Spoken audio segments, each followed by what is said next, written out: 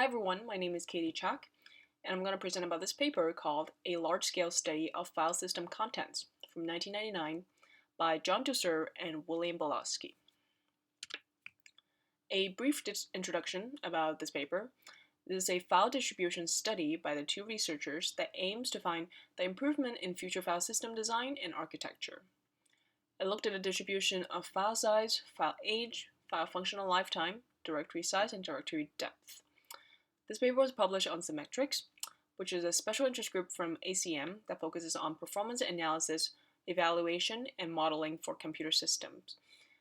This paper is also associated with Microsoft, as these two researchers were working at the company at the time. So in 1999, this was quite an important paper because it was the largest file system dataset at that time, with 10.5 terabytes of data.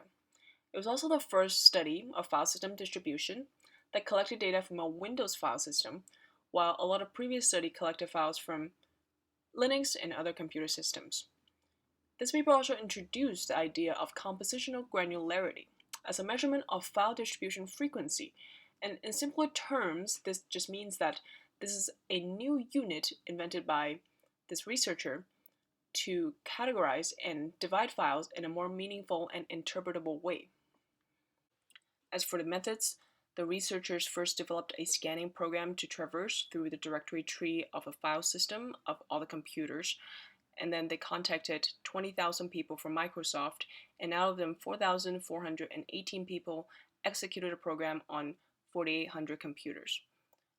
The researchers then separated the dataset based on the user's job functions, and as you can see below, they divided up into 6 groups. The program in total scanned 10,568 file systems, totaling 140 million files. And the study also used a log scale, which a lot of the previous study actually used a linear scale to measure and approximate the file distribution. Well, now let's look at the findings of this paper. In terms of file sizes, they're quite consistent across file systems and quite independent of users' job function. And interestingly, a lot of files are small, but most bytes are stored in the large files. Well, if you think about this, it makes a lot of sense because a lot of small files like text and images, videos, they might be small and there are a lot of them, but collectively they don't take up a lot of space. And the majority of the storage are storing the files that are large, like apps and programs. So going back to the idea of compositional granularity, the paper defines it as records that are sized in powers of 2 that files are composed of. So 72% of all files have CG of 1 byte, and CG of 216, 512 bytes are also quite significant. And the paper found that CG is quite an important factor in measuring most storage of bytes. So this is important because CG then can be used as a quite useful measurement to predict file distribution systems and can be used in future studies. So there's a discrepancy that's found from this study and a previous study from 1981.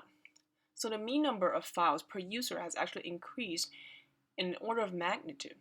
So what this can mean is that maybe there's inaccuracy in this study, or maybe the usage habit of file systems are actually changed and people are actually using bigger file sizes.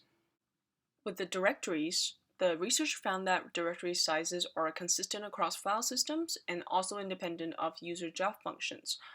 On 50% of file system, the median directory size is about 1 to 4 files, and on 90% of file system, it ranges from 0 to 7 files. Interestingly, 95% of all file system, the median count of subdirectories per directory is 0, which, if you think about it, is quite different from how we use directories as people in 2021, because we usually create a folder and then create a lot of subfolders as a mean to manage and organize our file systems. Now let's look at file age and lifetime. So file lifetime is actually the only variable that is dependent on user's job function. This paper defines functional lifetime as the time between last edited and last access. 44% of files have the functional lifetime of 0, and the median functional lifetime is 8 seconds. This represents the files that were opened, edited, and used, but then never looked at again afterwards. Majority of text files have the functional lifetime of 0, while admin files usually have a longer functional lifetime. This means that a lot of tech workers create a lot of temporary files for testing, but then they were never looked at again.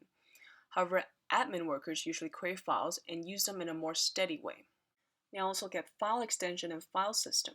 So file extension is a good predictor for file sizes for majority of the files, which makes a lot of intuitive sense because a lot of small files like text and image files have specific extensions to predict their smaller in size in comparison to bigger files like apps and programs. And file system on average only half full, and as you can see on this graph, there's a small variation between job functions. So tech development and tech support use slightly more storage on their file system, while admin jobs use slightly less. The researchers also found that half of the files are created by copying without any subsequent writes. So this is important for future file system designers and architects to see if there are more efficient ways to store these files that were copied and doesn't have any future uses. So now let's look at the results and findings. So according to the researcher, the file and directory size are fairly consistent across file systems. However, job categories has little effect on file and directory sizes, and the only effect it has on is file lifetime. So the other approximations from this study fail the Kolmogorov-Smirnov test and the chi-square test. So this means the results of this study may not be generalized, but can definitely be used as a reference because of the big sample size that it collected. So there are some discrepancies between the results from this study and previous studies, and that the file system in this study were only half full, which is different from previous results. And the file size is 4 times as reported from the Unix system in 1994, and the median life age is 3 times as reported in 1975. So the discrepancy should be further analysis and evaluated to see if it's inaccuracy or actually changes in file usage over time. So now let's look at the future studies and impacts that our current study has. So the study that we looked at today were cited by more than 400 research papers on file systems by far. Well, for example, in the year 2000, the authors of our study actually published another paper about the feasibility of a serverless distributed file system with the aim to design a more convenient, reliable, and safe file system. And the current study also supported another research paper on free space file system design in 2005 to improve disk performance and energy consumption. And even in the year 2018, a paper about cloud storage and synchronizing cloud files and local repository also refer back to the findings of this file. So as you can see, the paper that we looked at today actually has huge impact and lay down very solid foundations for future file system design and architecture. And these are the references from my presentation. Thank you very much for listening. My name is Katie, and please contact me if you have any questions. Thank you.